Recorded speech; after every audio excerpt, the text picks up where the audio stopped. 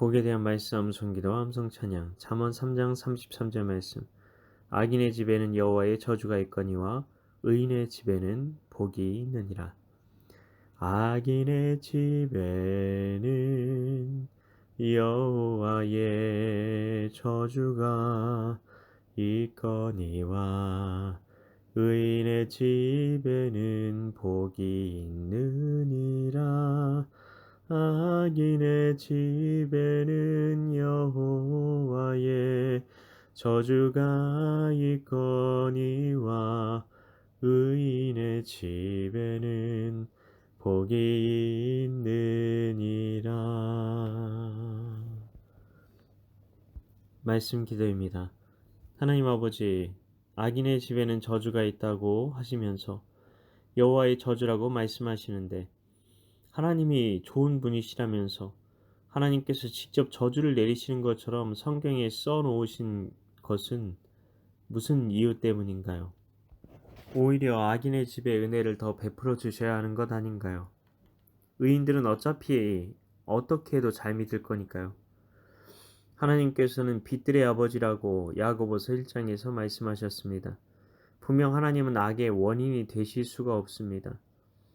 하나님께서 악인의 집에 여호와의 저주가 있다고 말씀하신 것은 잘 이해해야 합니다. 성경 말씀은 전체적으로 이해를 해야지 부분적으로 이해하면 안 됩니다.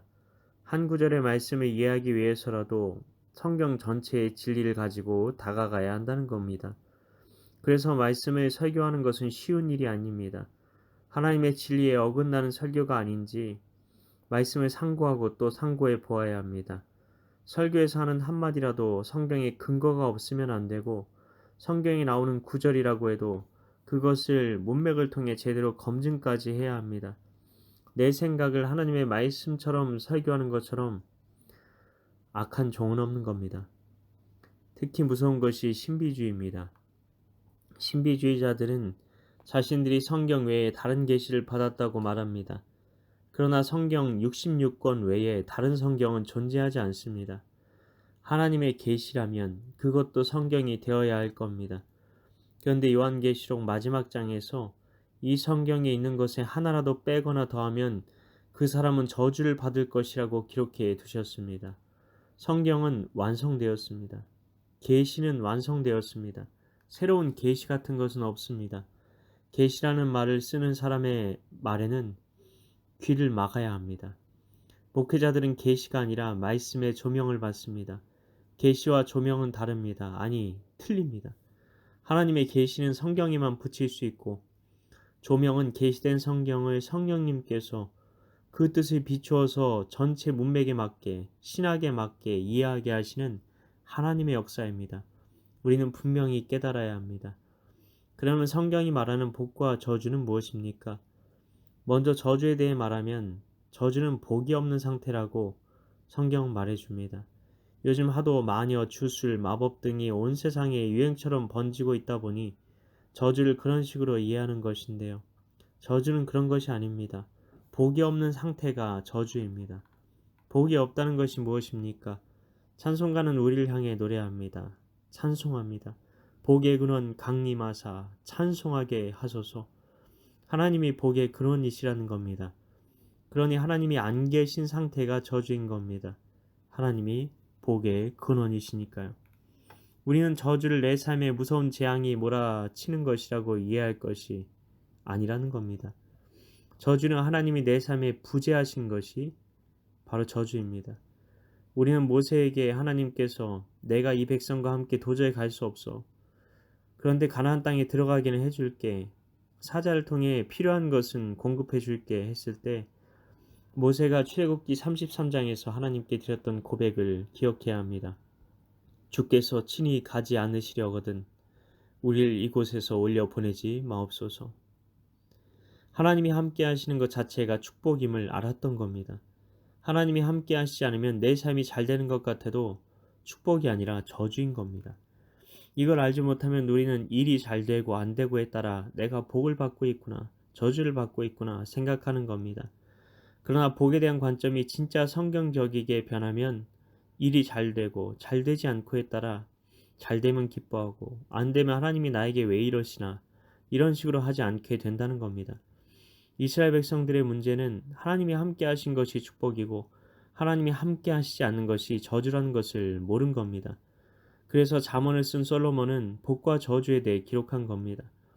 우리는 하나님을 잘 믿는 나는 왜 안 믿는 사람보다 더 인생이 안 풀리는 것 같은지 궁금할 때가 많습니다. 우리는 복을 성공주의와 혼동하는 시대를 살아왔습니다. 거기에 문제가 있는 겁니다.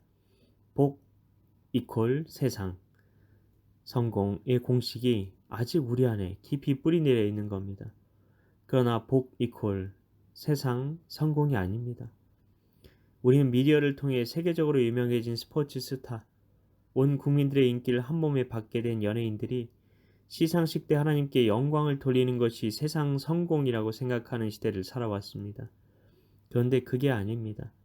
가난에서 폐지를 주우시는 어르신들도 축복을 받을 수 있고 이미 축복을 받은 것일 수 있습니다. 하나님께서 함께 하시는 사람은 그 사람의 환경이나 조건이나 상관없이 복을 이미 받은 것이기 때문입니다. 하나님께서 계신 것이 축복이니까요. 반면 대기업의 CEO라고 해도 그 사람과 하나님이 함께 하시지 않는다면 그 사람은 저주 가운데 있는 겁니다. 하나님께서 함께 하시지 않는 것이 저주니까요. 우리가 성경적인 복과 저주에 눈이 띄어지게 하소서. 그리함으로 내가 환경과 조건과 상황에 따라 하나님을 오해하고 원망하고 불신하지 않게 하소서. 온전히 하나님만 신뢰하는 우리 모두가 되게 하소서. 그 어떤 상황 속에서도 하나님은 선하시고 신실하시며 자비로우시고 우리를 끝까지 사랑하시고 용서하시고 품에 안기를 원하신다는 것을 기억하게 하소서. 하나님 아버지, 우리가 그 어떤 상황 속에서도 하나님을 주인으로 왕으로 고백하는 삶을 살게 하소서. 내게 닥쳐오는 환경과 상황과 조건들이 나를 짓눌러 괴롭게 할 수 있습니다. 그럴 때 그것이 너무 고되고 힘들다 하여 하나님에 대해 오해하지 않게 하소서. 하나님께서 나와 함께 하시는 것이 축복이니 그 어떤 상황 속에서도 예배 가운데 주님의 임재만 느낄 수 있다면 하나님이 나와 여전히 함께 하신다는 것을 믿고 내가 이미 복받은 자임을 감사하며 찬양과 기도와 예배로 승리하는 삶을 살게 하여 주시옵소서. 이를 위해 오늘도 말씀 성기도 암송 찬양 가운데 나아가오니 성령으로 임하사 주님만 바라보며 주님 안에서 살아가게 하여 주시옵소서.